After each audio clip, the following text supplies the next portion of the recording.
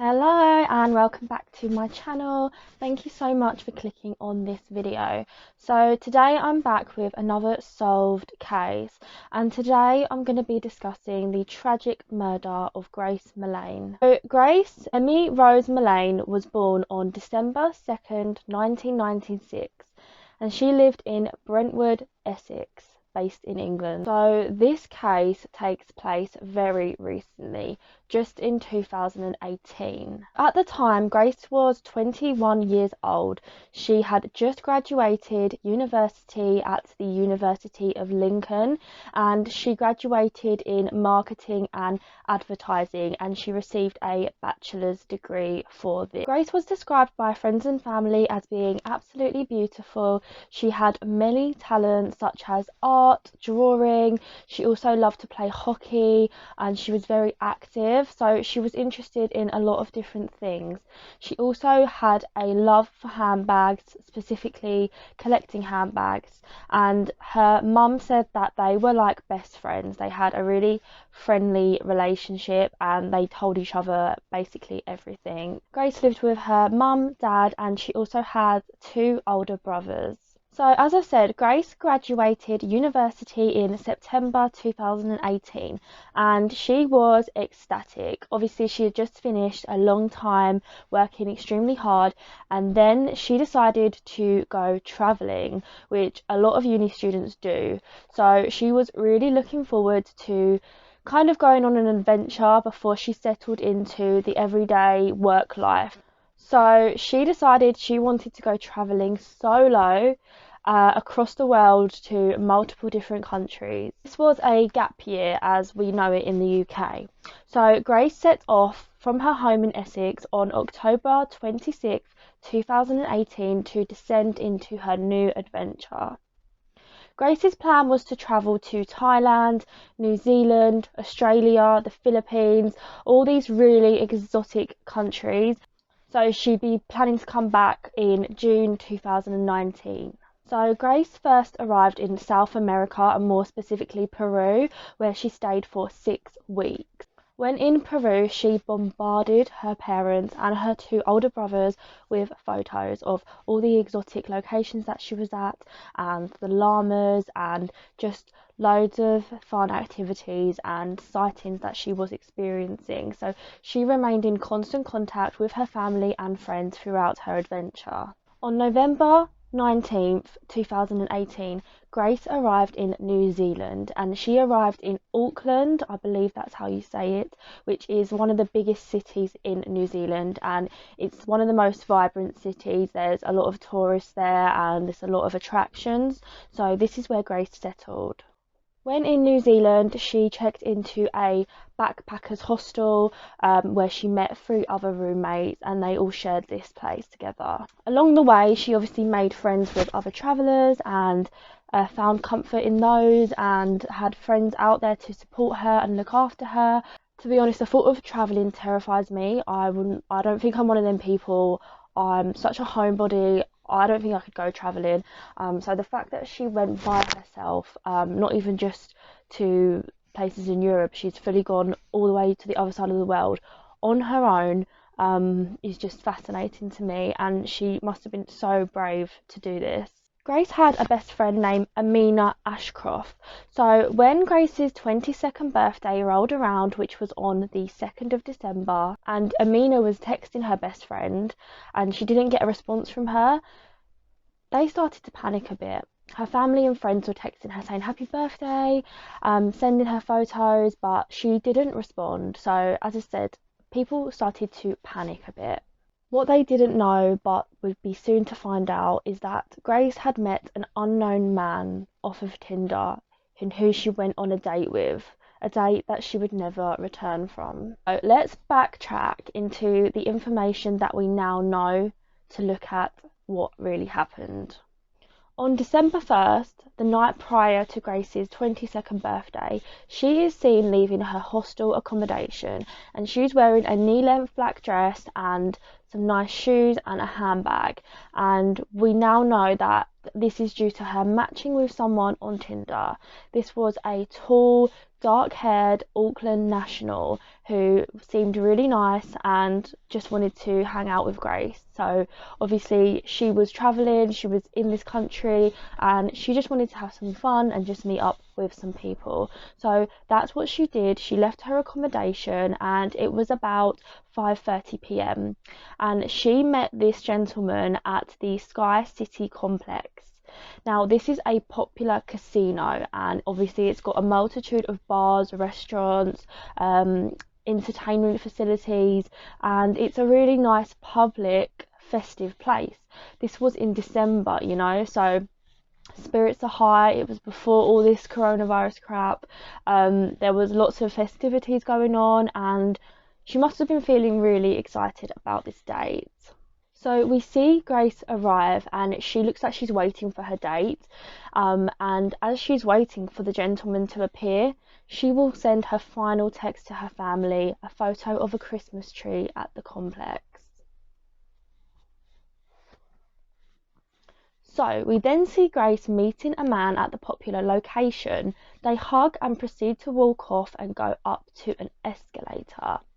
They then make their way to Andy's Burger Bar, I believe, to get some food and drinks. Now, this man was later identified as Jesse Kempson, so let's just go off his name. So Jesse seems to pay, and then they leave the bar and go to a Mexican cafe, and this is around 7:15 p.m. Again, Jesse looks like he's the one paying for the day, he's taking control, and you know, this probably made Grace feel at ease. They look like they're having a good time. As time goes on in the CCTV, Grace looks happy. He looks like he's being a gentleman by paying for the drinks, which obviously makes her feel good. They even end up sharing a kiss and become much more affectionate. So overall, the date seems to be going well.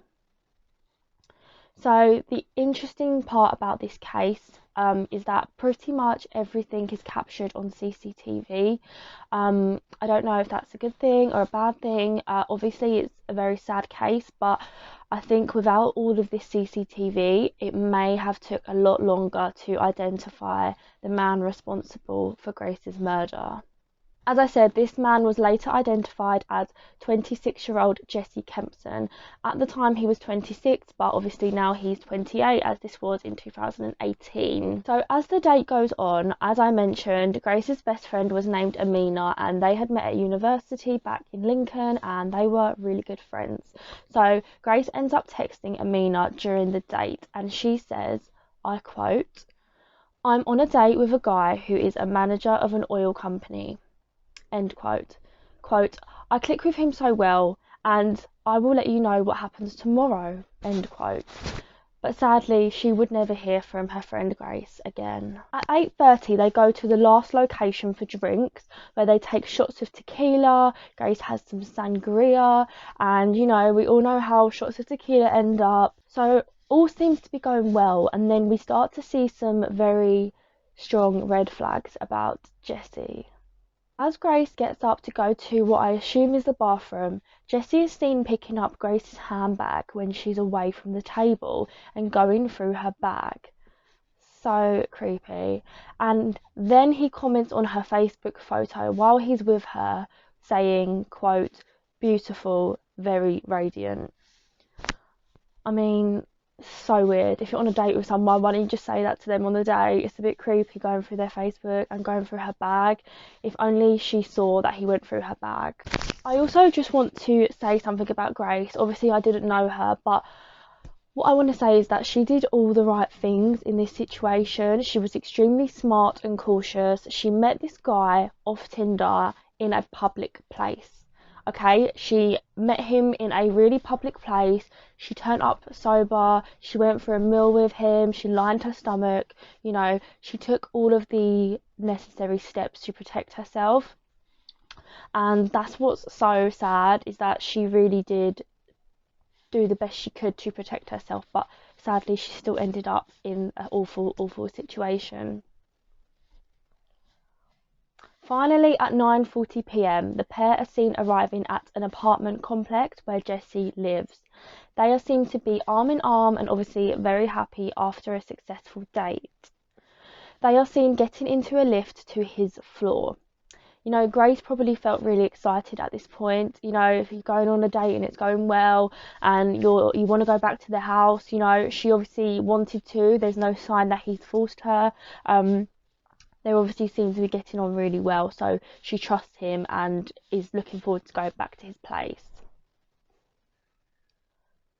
So they're seen getting off at Jesse's floor, but unfortunately, this is the last time Grace Millane is ever seen alive. So the next day, December 2nd, it's Grace's 22nd birthday. So her family and her friends are bombarding her phone with messages, calling her just to wish their friend and their daughter a happy birthday. And Grace doesn't reply. So they decide to leave it for a bit. They assume that maybe she's just off having fun, you know, she's in another country, she's traveling. So they give her the benefit of the doubt and leave it for a while. But after a few days, on the 5th of December, they still hadn't heard from their daughter. And that is when they began panicking. Her parents reported her missing to the New Zealand authorities, and her father actually flew thousands of miles to Auckland to help in the search for Grace. And here he made a public appeal for his daughter. We last had contact with her on Saturday the 1st of December. And as a family, we've been extremely concerned for her welfare.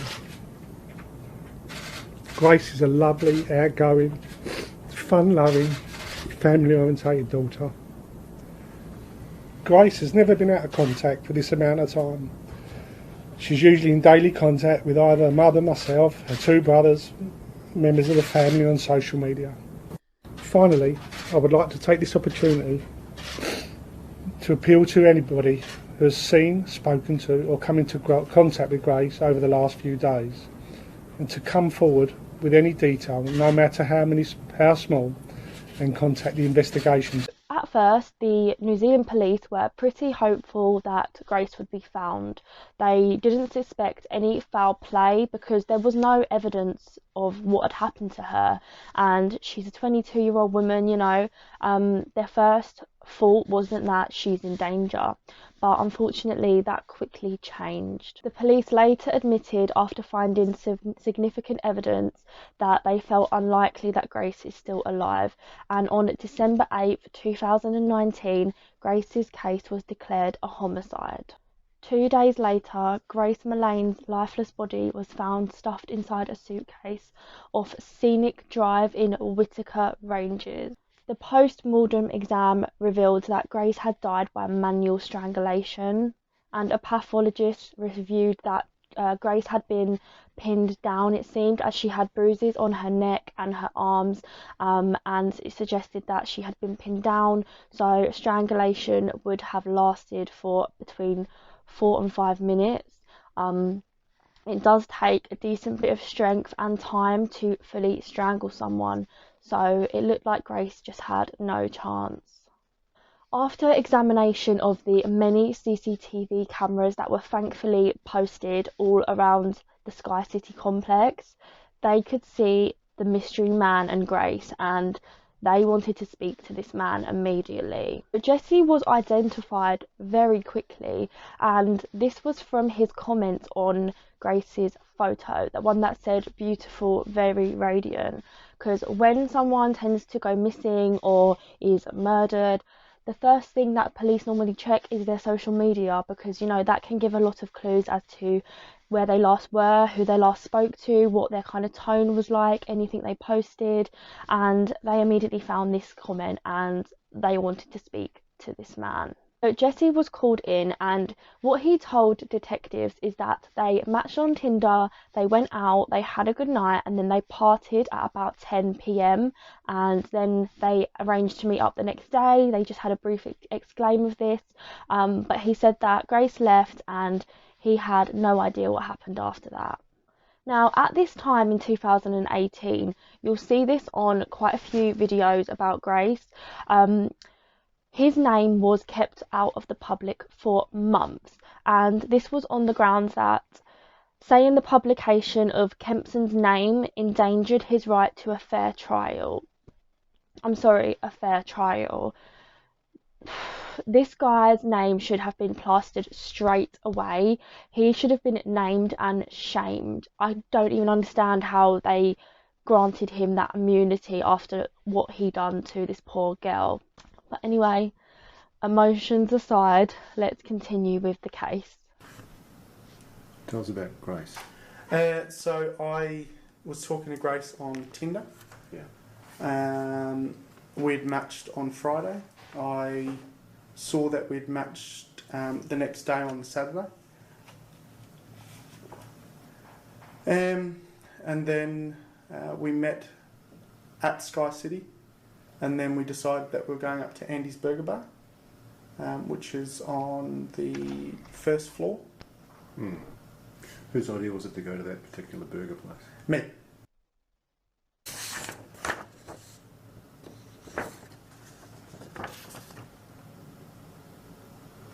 Yeah, that's us. Down there? Yep. Was that before or after? That is after. Okay. And where are you guys going now? So she's going that way, and I'm going across the street. Where do you walk? I go down Queen Street. No, I go down Victoria Street, straight down to the bottom. By the time Jesse Kempson was called in for a second interview, they had got their guy, because they could clearly see from the CCTV that he was lying, because you can see him and Grace in his apartment complex in the lift at 9:40. You can see Grace in the lift. She goes out of the lift, but she's never ever seen leaving the building. Now we get into what Jesse says happened that night, which is gonna really anger you as it did me. So he basically said that she accidentally died as a result of rough sex gone wrong. It's honestly so disgusting and infuriating that he would say this about her.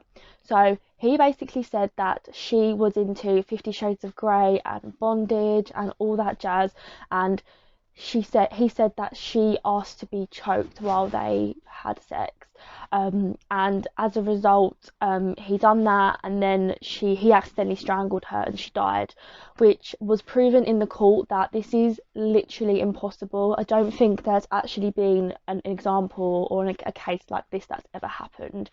You would know when choking someone playfully if you are going too far. It took 4 to 5 minutes for Grace to be strangled and to suffocate and pass away.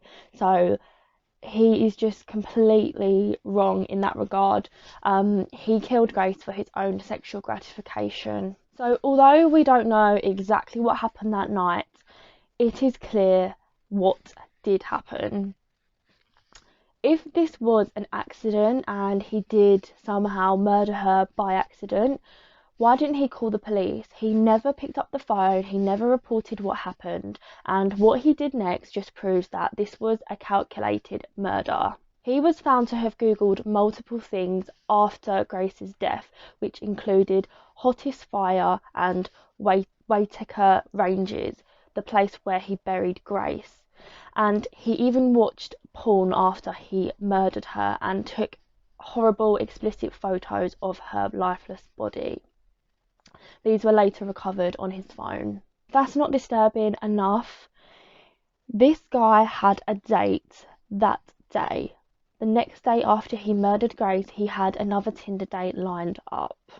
Now, this woman's name has not been disclosed to the media, but she was actually a journalist, and she has come forward with this information after finding out what had happened. So she said that they met up and she found Jesse as really intense but very quiet, and she just got a really creepy vibe off him. She felt really uncomfortable on the day, and he even decided to test his story out on her.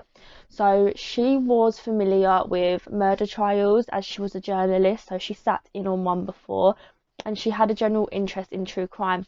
So he disclosed to her that he had a friend that was having rough sex with his girlfriend, and as a result he strangled her, and he was sentenced to manslaughter for her death.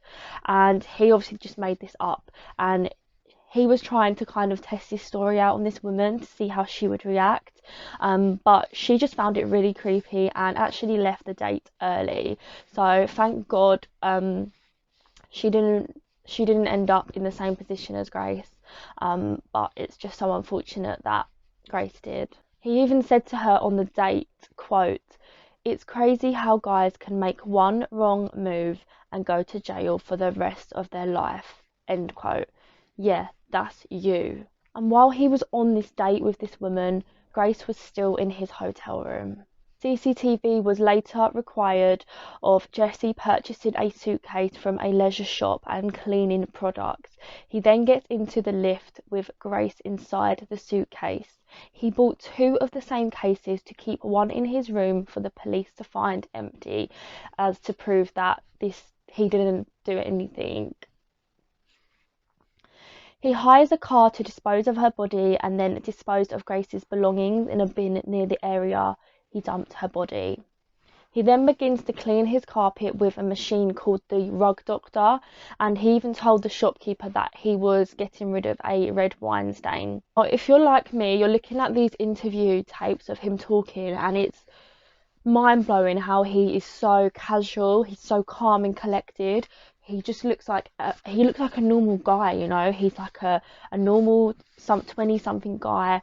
He looks like okay looking, you know, and it's the way that he has done this horrific crime and he's able to just sit there and lie and just have no emotion come over him. It's just absolutely horrifying. Now, after looking more into Jesse Kempson, it was found that he actually had 9 prior allegations against him, and he actually raped another woman he met off Tinder 8 months prior to Grace.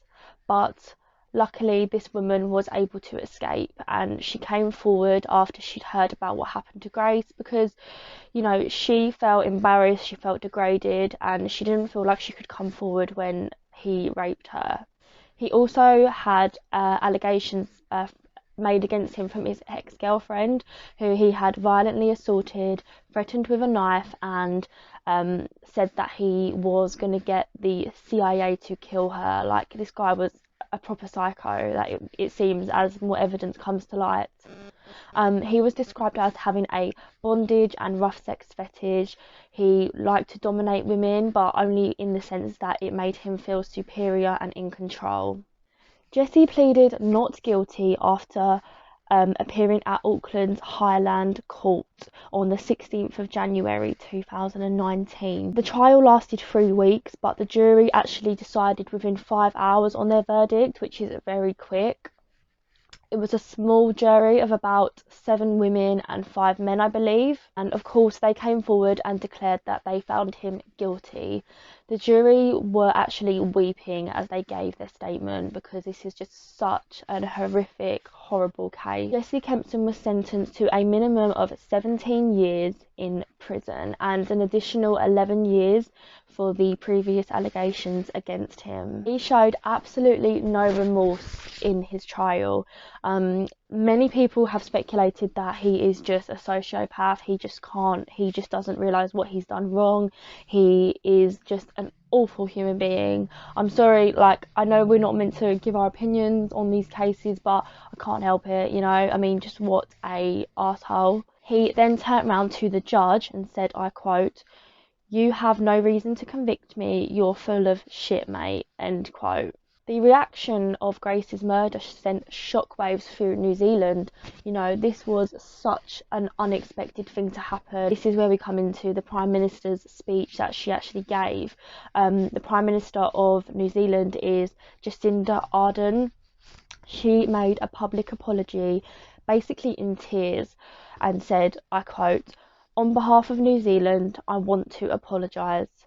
Your daughter should have been safe here and she wasn't," end quote. Grace's family were absolutely soul destroyed by this, of course, and it's just unimaginable that this could happen.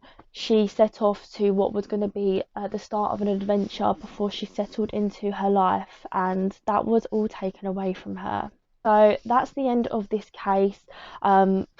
It's a heavy one. I know it's absolutely heartbreaking, but it's important that we talk about what happened to Grace, and it's important that we are aware of what can happen, unfortunately. I look forward to speaking to you next time.